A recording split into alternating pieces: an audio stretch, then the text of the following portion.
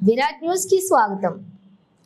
రాజేంద్రనగర్ మైలార్దేవ్పల్లి గణేష్ నగర్ లో రెచ్చిపోయిన దొంగ oxygen bank ATM లోకి చొరబడ్డ దుండగుడు ఇనుపరాడుతో డోర్ తెరిచే యత్నం. 2 గంటల పాటు ఏటీఎం తెరవడానికి సకల ప్రయత్నాలు విఫలయత్నమైన అతని ప్రయత్నాలు చివరికి అలారం రోగటంతో పారిపోయిన దొంగ.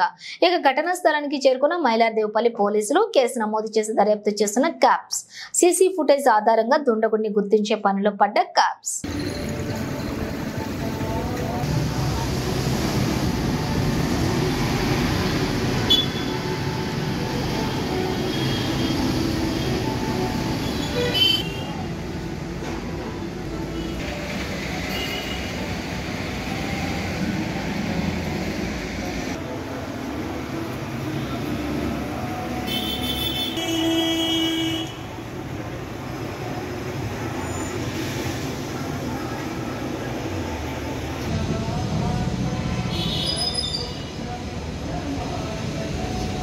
Thank you.